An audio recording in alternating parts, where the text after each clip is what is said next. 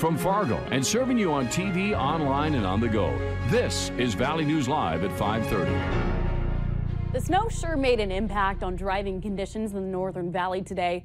Take a look at this video from Grand Forks. As you can see, drivers had low visibility as they made their way to where they needed to go. But we also had quite the aware of weather in parts of Minnesota. Do you hear that? Yeah, Minnesota got some thunder and lightning along with some hail throughout the day. It's quite the interesting mix there. The conditions were so bad in the Northern Valley that several schools even canceled classes after the lunch hour, including schools like East Grand Forks. Valley News Team's Ryan Laughlin is live in Grand Forks right now with the latest conditions. And Ryan, I hate to ask, but how are you holding up there? You know, it's not so bad. Hutch said it was almost done in Grand Forks. Well, he's not standing out here. It's still blowing pretty bad here. I'm on the campus of University of North Dakota. They shut down today around 12:30, but they're not the only ones. East Grand Forks, the public library, the city and county buildings, all these places shut down today because travel conditions are deteriorating. I talked to officials and they say if you can help it, don't leave home. But the people I talked to today says this is just part of driving in North Dakota. Roads are pretty slippery. You got to be careful. Don't drive too fast.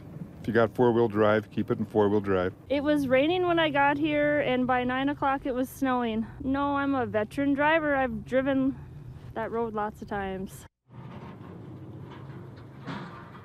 Now, those folks say that it's no big deal. Even though this was all grass this morning, police say it's been a different story on the roads. 21 accidents are the count so far. They say usually they have 5 or 6, so the roads are dangerous. If you have to go somewhere, give yourself enough time to get there, but otherwise, stay home if you can. From Grand Forks, I'm Ryan Laughlin, Valley News Live. Good advice. Thanks so much, Ryan. And also make sure you've got the Valley News Live Storm Team weather app. That way you can keep up with the weather anytime, anywhere. You'll get the latest forecasts and conditions so you can plan your day. All you have to do is just search VNL Weather in the App Store and download it for free. And as you just heard from Ryan, the conditions in the Northern Valley, and it's the same in several areas. Dangerous driving because of the snow, wind, and slippery roads. Let's get the latest from meteorologist Robert Hahn. Robert. Yeah, some tough travel throughout much of the region as another band of snow making its way on through, and we're seeing some winds gusting at times over 50 miles per hour. Getting right to it, there is that band of snow pushing off towards the east. The heaviest of that band has now pushed just to the east of the Fargo-Moorhead area, making its way from near the Thief River Falls area between Crookston and Fosston, just now clearing the Ada area. Mahnomen, Fosston, Detroit Lakes, you're going to see this heavier band of snow in the next little while. Off towards the south, still seeing some steady snow in parts of southeastern North Dakota, moving into west central parts of Minnesota. And again, a lot of gusty winds out there. We've seen some lofty snow totals, including nearly a foot here in Roosevelt. Thanks to Shannon for sending these photos in. A lot of snow out there, and we continue with all kinds of advisories out there. Blizzard warning for much of the valley up and down the Red River Valley. Winter storm warnings off towards the east. Wind advisory to the northwest. Winter weather advisories to the west. Temperatures continue to drop across the region, and those winds continue to howl, gusting as high as 53 miles per hour right now here in the Fargo-Moorhead area. Winds continue overnight tonight, so even when the snow tapers off, you're going to have that snow blowing around, and that may impact travel throughout much of the night into tomorrow morning. So keep it tuned to the latest forecast, and keep it tuned to Valley News Live, and we'll let you know about any road closures, any school closures, and things along those natures as we head through tonight and into tomorrow. And you guys are always so great about that. Your Facebook, on Twitter, you guys are constantly updating. We do our best. You do a great job. Thank you. Thanks, Robert. You got it. And the snow outside is just starting to stick, but a travel alert is in effect. Conditions are even worsening. Valley News Team's Rose Itzkovitz is just outside our station on University Drive in South Fargo to give us the latest. Rose, what's it like out there? Yeah, Christine, as you can see, all around me is just covering with white now. It started a little bit later than we anticipated, but quickly became really white, and it's just going strong here. Now, just a little while ago, before it got too bad, I spoke to people at a nearby gas station to see last-minute travelers fueling up before hitting the road as the weather worsens. And even though that snow wasn't so bad at the time, it was the thick ice that was already laid down, even there at that gas station, that one driver was more worried about. I grew up, born and raised here in North Dakota, so I love the change of seasons. However, I do dread the icy roads. I mean, the snow, it's beautiful and fun for our family, but it's the icy roads that are very concerning. not to mention that wind as well, which you can probably tell is still going strong as well. But about those icy conditions, the North Dakota Department of Transportation issued a no travel advisory for southern and central parts of North Dakota due to that ice, but also due to a near zero visibility because of wind blowing around. And as far as the Minnesota Department of Transportation goes, they have their snowplows out south of Moorhead and they're ready to pick up that snow. That's all we have here in Fargo. Rose Iskowitz for Valley News Live. Back to you, Christine. All right. Thank you so much, Rose. Now let's take a look at what she was just talking about. That travel advisory is stretching near Valley City and north on I-29 to the Canadian border. Again, no travel is advised in the areas that are white and red checked right here. Take a good look. Now the areas in purple and yellow are also dealing with snow and ice on the roads. That covers most of eastern North Dakota.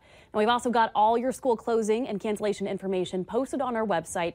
It's under that yellow bar at the top of our page on valleynewslive.com. A man wanted by federal authorities is facing several charges after leading police on a chase for about an hour in the Northern Valley. Authorities in Grand Forks County got a tip that a federal fugitive was in Larimore. Deputies tried to make a traffic stop when the man was driving back to Grand Forks. But that's when they say Dakota Charbonneau took off, leading them on a chase reaching speeds of more than 100 miles an hour. They used spike strips to stop him, and he was arrested on a federal warrant for aggravated assault, along with charges in several other counties. Cass County Sheriff Paul Laney announced today that he will not seek re-election for a fourth term. Laney sent an email to his staff earlier today saying that after careful thought and reflection, he has decided to retire from law enforcement when his term has ended. Laney has been in law enforcement for nearly 30 years. It was 1 year left on his term. Now his retirement will be effective December 31st of 2018. Police are looking for a suspect who was caught on surveillance cameras using a rock to break out windows at a Grand Forks pharmacy, apparently trying to steal something. It doesn't appear he got away with anything at Thrifty White Pharmacy in the 1300 block of South Columbia Road, but police are looking for a white man with a mustache wearing a dark colored jacket, a dark colored cap, and gloves. So if you or someone you know has any information on what happened, call the Grand Forks Police Department at 701-787-8000.